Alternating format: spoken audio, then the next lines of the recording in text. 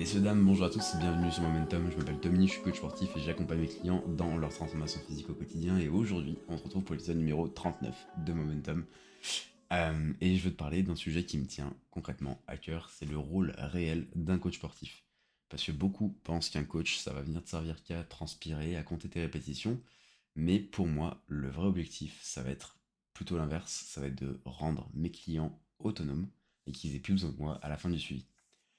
L'objectif de l'épisode, c'est d'expliquer en quoi ma mission, c'est que t'aies plus besoin de moi, et je vais t'expliquer ça point par point dans les 10 prochaines minutes. Pour moi, de base, déjà, il y a une vision qui est assez tronquée, qui est un peu loin de la réalité. Quand on parle de coaching en France, c'est le fait d'avoir besoin d'un coach pour se motiver, que sans lui, t'y arriveras jamais. Et surtout, la phrase qui me trigger un peu, c'est « il me dira quoi faire, moi je suis juste là pour exécuter ».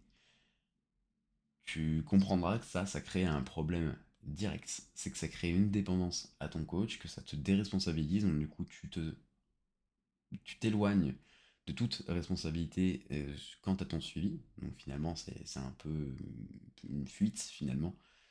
Et surtout, le dernier point, et le plus grave selon moi, c'est que tu avances mais sans jamais comprendre pourquoi tu fais les choses. Et si tu as du mal à comprendre pourquoi on te met un exercice, forcément, tu n'arriveras pas à en tirer tous les bénéfices au final. Selon moi, la philosophie que tu vas devoir adopter, c'est que concrètement, tu vas devoir comprendre qu'un bon coach va t'apprendre lui-même à comprendre ce que tu fais. Donc, ça va passer par l'explication des mouvements, l'explication des concepts autour de la nutrition et de la récupération. Normalement, il va faire passer par l'apprentissage du rôle des macronutriments, des micronutriments, de l'hydratation, de la récupération, du sommeil et de certains compléments alimentaires qui t'aideront à récupérer plus vite. À côté de ça, il va aussi essayer de t'apprendre selon moi, à t'auto-analyser. Donc pourquoi par exemple cette semaine t'étais un petit peu moins bien et un peu moins performant à l'entraînement, ça va peut-être passer par une mauvaise récupération sur le week-end, une mauvaise nutrition qui a pu amener à ça, par exemple un cheat meal ou quoi que ce soit qui a été mal géré dans ta programmation. Normalement, il va aussi t'apprendre à adapter tes séances sans paniquer quand la vie s'en mêle un petit peu autour de toi.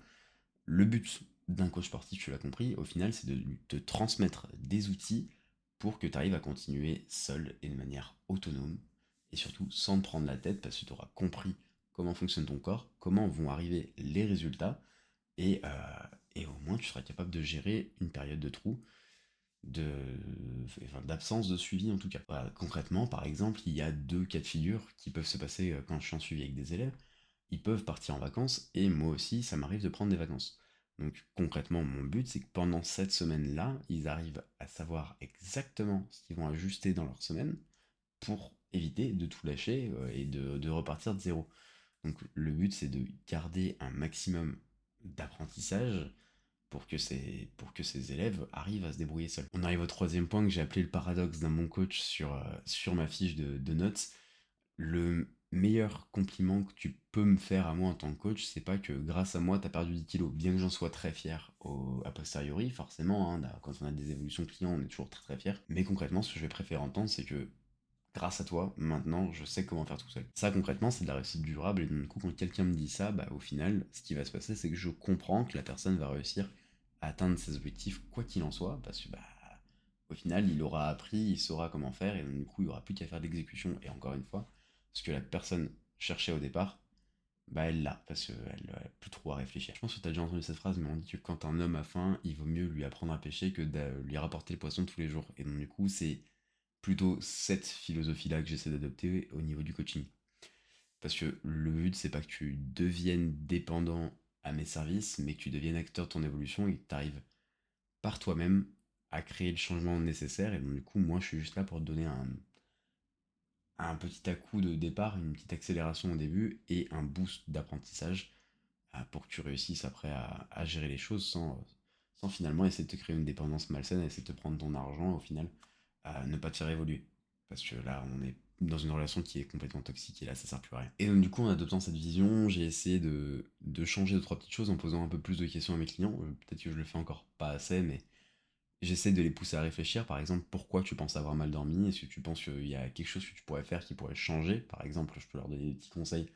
Je dis une bêtise de dormir dans une pièce qui est pas trop chauffée, avec pas trop de lumière, avec pas trop de bruit, etc. D'essayer de fermer leur store comme il faut, de pas avoir la moindre lumière à côté, de poser le téléphone quelques minutes avant de dormir, etc., etc. Donc en gros, j'essaie de poser des petites questions, pour avoir des petits targets qu'on peut avoir, pour essayer d'améliorer leur quotidien. Et donc, du coup, forcément, une fois que je serai plus là, normalement, ils devraient se poser aussi ce genre de petites questions de attends, pourquoi ça va pas à ce niveau-là et qu'est-ce que je peux faire pour aller mieux. Résultat, concrètement, bah, ils progressent mieux sur leur récupération et sur les petites choses que j'aborde. J'essaie de faire un petit peu pareil sur les exercices qu'ils font et par exemple, bah, pourquoi t'es pas en train de ressentir tel ou tel muscle sur un exercice. Et ils arrivent à s'auto-corriger petit à petit, et donc du coup, sur ça, je suis assez fier parce que bah, on arrive à construire ensemble. Et surtout, bah, qu'est-ce qui se passe? Ils deviennent cohérents dans la durée, et donc du coup, ils se rapprochent petit à petit de leurs objectifs parce que bah, ils commencent à avoir un écosystème qui est vraiment propice à leur évolution. Donc concrètement, ma vision du coaching aujourd'hui, c'est pas du coaching physique, c'est pas du coaching mental où je t'engueule parce que t'as pas fait telle ou telle chose.